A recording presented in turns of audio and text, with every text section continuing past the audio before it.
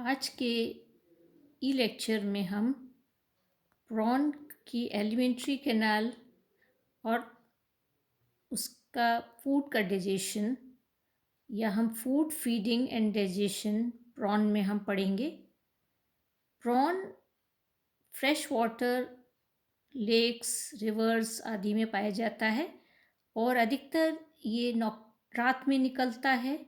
खाने की खोज में ओमनिवोरस एनिमल है और एल्गी छोटे छोटे एनिमल्स इंसेक्ट वर्म्स पे फीड करता है और ये हंट भी करता है, शिकार भी करता है। प्रेडेशियस हैबिट है इसकी निरीज की तरह। एलिमेंट्री कैनाल प्रॉन की 3 भागों में विभाजित है। स्टोमोडियम या फोरगट, मिजोडियम या मिडगट या प्रोक्टोडियम और हाइंडगट। फोरगट में माउथ, बकल कैविटी, ईसोफेगस और स्टमक आता है। मिडगट में इंटेस्टाइन और हाइंडगट में रेक्टम और एनस आता है। स्टोमोडियम और प्रोक्टोडियम, स्टोमोडियम मीन्स फोरगट और प्रोक्टोडियम मीन्स हाइंडगट, दोनों ही एपिथेलियल, इसमें एपिडर्मल एपिथेलियम इसमें प्रेजेंट होती है, इंटरनली लाइंड रहता है और इसके ऊपर एक क्यूटिकल की ये इंटीमा की लाइनिंग होती है या लेयर होती है। और जबकि हम देखें मिजोडियम जो होता है, मिडगट होती है, वो एंडोडर्मल एपिथेलियम से लाइंड रहती है। माउथ जो होता है वो छोटा सा स्लिट के आकार का एक छोटा सा छिद्र जैसा मुंह इसके अंदर प्रेजेंट होता है एंटीरियर एंड पर।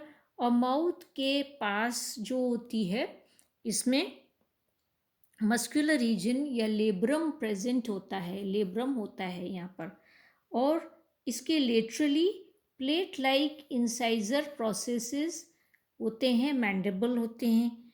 और पोस्टीरियर एंड पर इसके लेबियम होता है, पोस्टीरियर एंड पे इसके लेबियम प्रेजेंट होता है। तो ये इसका एनिमल का है।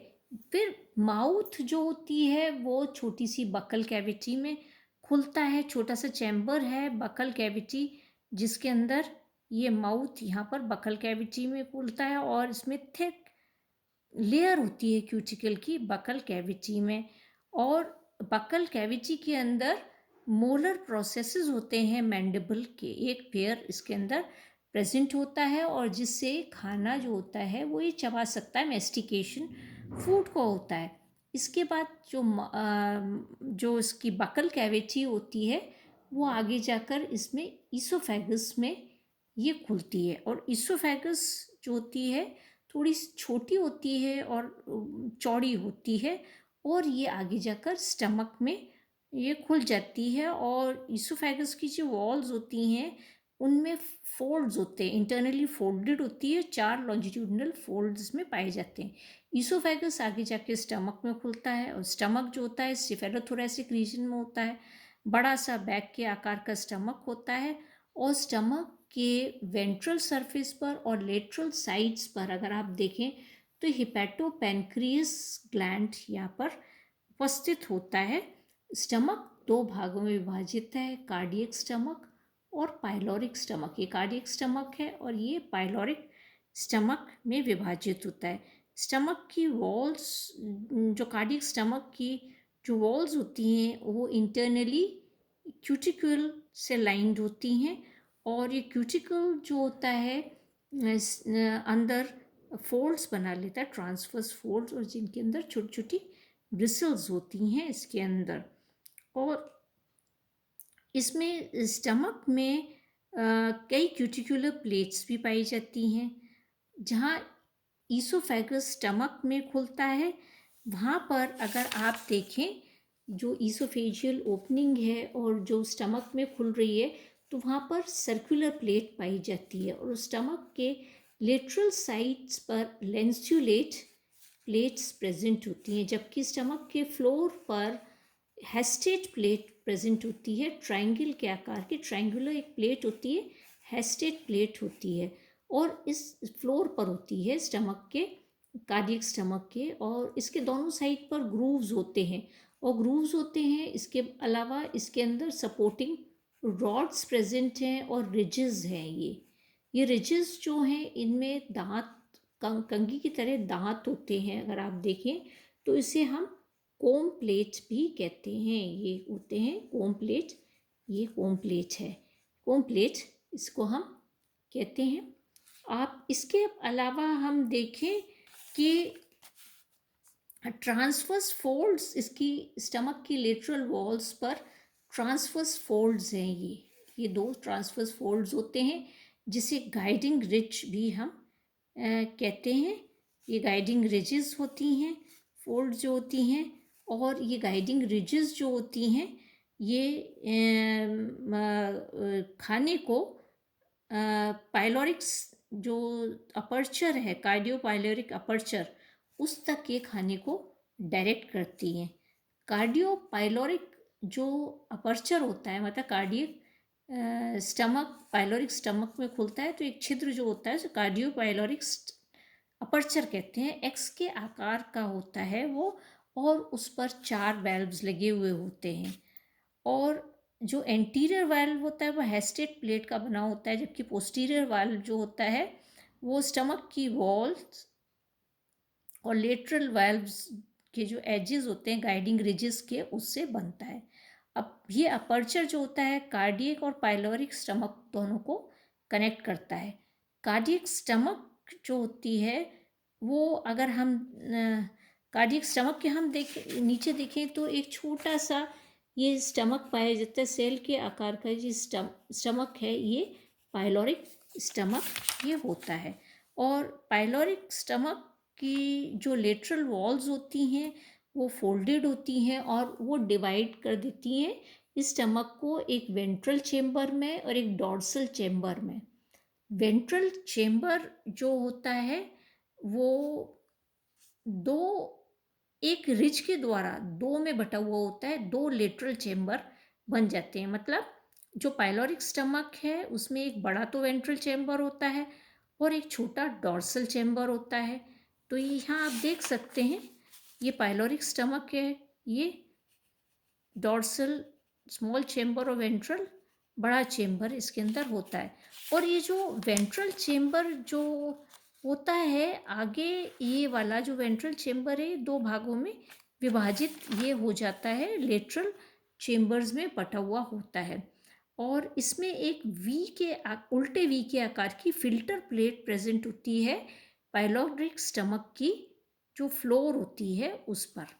और ये जो फिल्टर प्लेट होती है इस पर बहुत सारी ब्रिसल्स होती हैं, वेंट्रल चेम्बर में बहुत सारी ब्रिसल्स होती हैं और पूरी फिल्टर प्लेट के आसपास, और ये एक स्ट्रेनर या छलनी का काम करती हैं। और ये पाइलोरिक फिल्टर स्टमक जो होता है इसका फंक्शन लिक्विड फूड जो होता है उसको आगे की तरफ बढ़ाने का भी इसका फंक्शन इसका होता है। बिटवीन द डॉर्सल चेम्बर, यहाँ पर आप देखें ये जो पाइलोरिक ये जो फिल्टरिंग अपैरेटस है इसमें हिपैटोपैनक्रियाटिक डक्ट भी आके इस पर इसके अपर्चर पर ये खुलती हैं। अपर्चर्स होती हैं छोटे छोटे हिपैटोपैनक्रियाटिक डक्ट्स के, जो कि फिल्टरिंग अपैरेटस में आके खुलते हैं। और हम देखें कि इसमें इसके अपर्चर में बहुत सारी लॉन्ग ब्रिसल्स होती हैं। जो ये हिपैटोपैनक्रियाटिक अपर्चर है इसमें बहुत सारी ब्रिसल्स होती हैं, और ये जो लंबी लंबी जो ब्रिसल्स होती हैं ये मिडगट में भी एंटर करती हैं पाइलोरिक स्टमक से, और ये फिल्टर का काम करती हैं और खाने को फिल्टर करती हैं। और ये और डॉर्सल चैम्बर में वापस खाना नहीं लौटे इसको भी प्रिवेंट करती हैं। आगे हम देखें तो ये जो पाइलोरिक स्टमक है वो आगे जाकर ये पाइलोरिक स्टमक ये मिड गट में खुल रहा है। मिड गट जो होती है वो मिड वेंट्रली रन करती है, और एंटीरियर एंड पर आप देखें चौड़ी होती है, पोस्टीरियरली जैसे जैसे बढ़ती जाती है वैसे पतली होती जाती है, क्योंकि इसमें फोल्ड्स होते हैं, फोल्ड्स बढ़ जाते हैं तो ये पतली दिखाई देती है। और जो मिडगट है ये 6 सेगमेंट तक ये रन करती है ये मिडगट। और हम देखें कि इसके मिडगट आगे जाकर ये किस में खुल रही है मिडगट?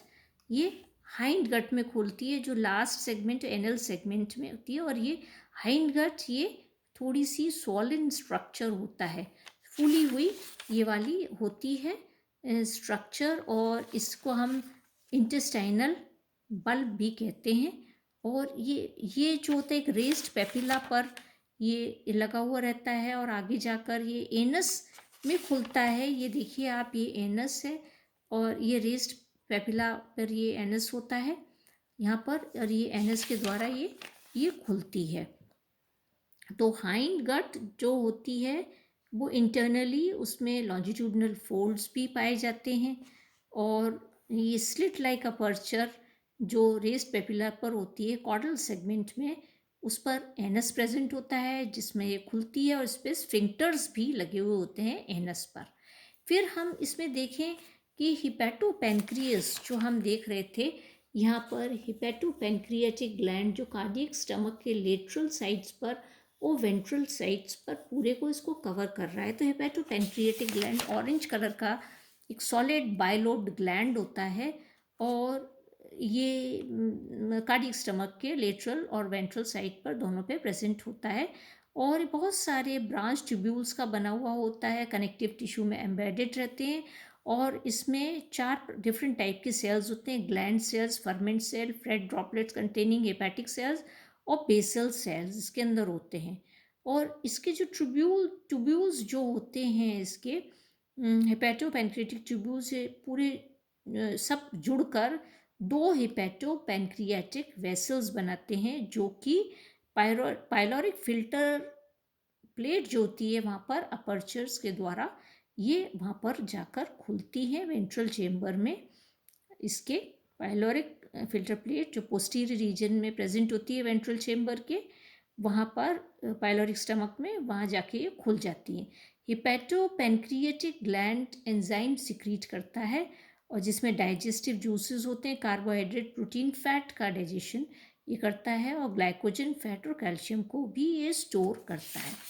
आगे हम इसमें डाइजेशन पढ़ेंगे, और डाइजेशन देखें तो मैंने जैसे आपको पहले बताया है कि वो एल्गी और मोलस्क लार्वे भी खाता है, हंट भी करता है, और नॉक्टर्नल एनिमल है, रात को ये निकलता है। तो ये खाने को ये थर्ड मैक्सिलिपीड और अपने छीलिट लेग्स से ये कैप्चर करता है और मुंह की तरफ ले जाता है, और सेकंड मैक्सिलिपीड इस खाने को होल्ड करती हैं, और मैंडिबल्स जो होते हैं उसको ये खाने को छोटे छोटे टुकड़ों में काट देते हैं, और मैक्सिलिपीड्स, मैक्सिला और मैक्सिलुला जो होते हैं वो खाने को स्वालो करते हैं माउथ के थ्रू।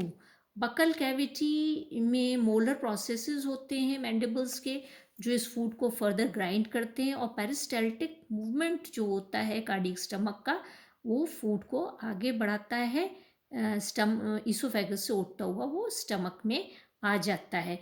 कार्डियक स्टमक में कुछ जो फूड होता है कार्डियक स्टमक से वो पाइलोरिक स्टमक में आता है, और हिपैटोपैनक्रियाटिक डक्ट क्योंकि पाइलोरिक स्टमक में खुलती है, उसके डाइजेस्टिव जूसेस वहाँ रिलीज होते हैं, तो यहाँ कुछ डिजेशन फूड का होता है एंजाइम्स का।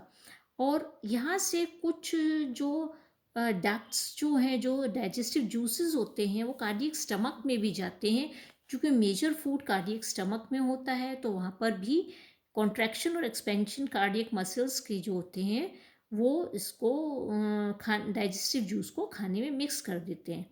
फूड जो होता है हेस्टेट प्लेट पे से पास होता है, कोम प्लेट्स पे से भी पास होता है हेस्टेट प्लेट की, और उसको फर्दर ग्राइंड कर देता है, और सेमी फ्लूइड फूड जो होता है वो कोम प्लेट से फिल्टर होता हुआ लेटरल ग्रूव्स में एंटर होता है। यहाँ से ये कार्डियक पाइलोरिक अपर्चर से होता हुआ पाइलोरिक स्टमक के डॉर्सल चैम्बर में पहुँच जाता है। यहाँ से लिक्विड फूड फिल्टर होता है पाइलोरिक फिल्टरिंग अपैरेटस के द्वारा, और ट्रांसपोर्ट होता है हेपेटोपैनक्रियास के द्वारा, फर्दर डाइजेशन और एब्जॉर्प्शन होता है यहाँ पर, और डाइजेस्टेड फूड जो होता है वो वापस पाइलोरिक स्टमक के डॉर्सल चैम्बर में री एंटर होता है, और यहाँ से फिर वो मिडगट में चला जाता है, और मिडगट में फर्दर डाइजेशन और एब्जॉर्प्शन हो जाता है। अनडाइजेस्टेड फूड हाइंड गट को ट्रांसपोर्ट होता है या पानी का एब्जॉर्प्शन होता है, और हाइंड गट से जो फीकल मैटर है वो एनस के थ्रू बाहर निकल जाता है। तो ये हमने आज इसमें एलिमेंट्री कैनाल ऑफ और डिजेशन पढ़ा।